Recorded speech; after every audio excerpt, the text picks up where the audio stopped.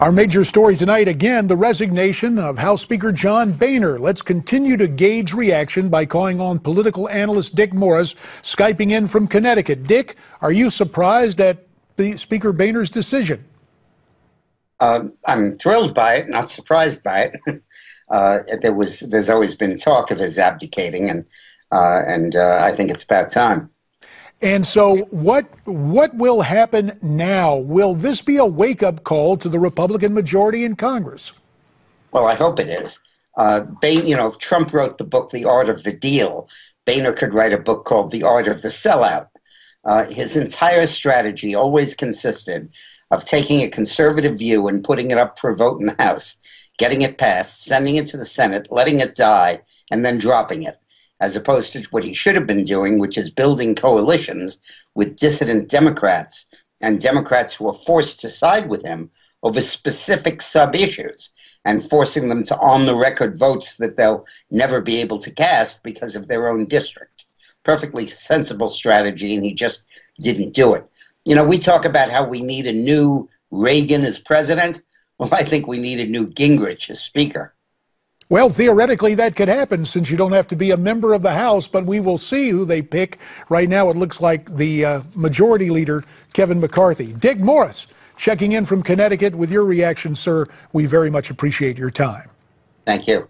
Now let's welcome in our political panel. Also in Connecticut via Skype, the former Lieutenant Governor of New York, Betsy McCaughey. And joining us from Athens, Georgia via Skype, Republican strategist Kevin Paul Scott. It is great to have you both here on Newsmax Prime. And let's begin with something else that occurred in Washington today involving Donald Trump. Take a look. I mean, you know, like you have this clown, Marco Rubio. I've been so nice to him. I've been so nice. I've been so nice. And then, no, but he's in favor of immigration, and he has been. He has been. It was the Gang of Eight. So what about that at the Value Voters Summit, Betsy? Donald getting booed, bringing up Marco Rubio and calling him a clown. Well, it just creates a lot more news. That's why Donald Trump is in first place, because of his unpredictable, off-the-cuff remarks, in part.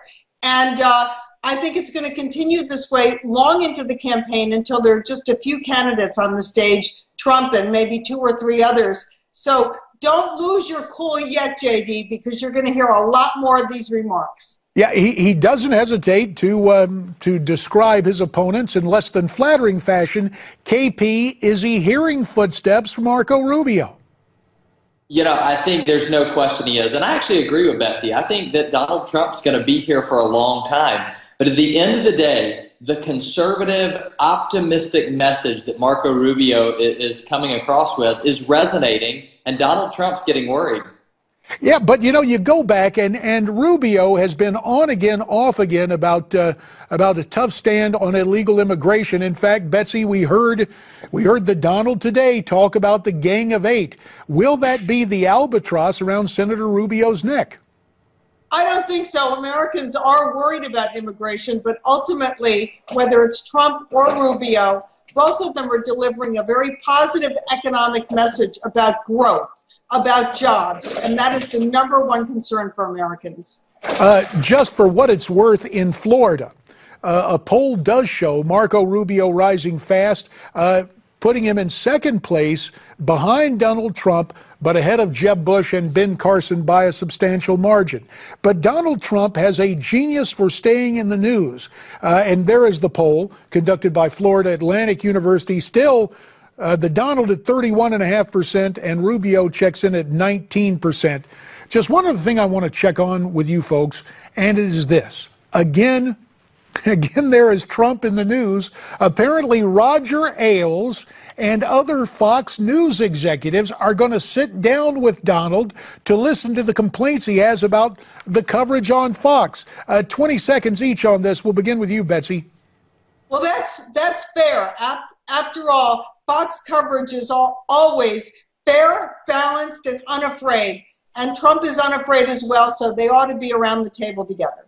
Your take on it, KP, 20 seconds. I love Donald Trump, a lot of what he's doing, but this seems like an instance where he's whining, where he's complaining. The way that it works is the politicians don't get to tell the reporters which questions they ask. And so I think at the end of the day, the Trump act is wearing thin, and the American people are going to get tired of this. Well, we'll see what happens. Roger Ailes certainly going to sit down and listen to what he has to say. Betsy, KP, thanks very much. Now, as Pope Francis moves from New York City to Philadelphia to finish up his visit to the United States, a lot of people are still asking, who is Pope Francis? And as usual, Newsmax has you covered. The book, Francis, A Pope for Our Time, is available to you free with a special offer. Just go to newsmax.com/pope or call 800-203-7047.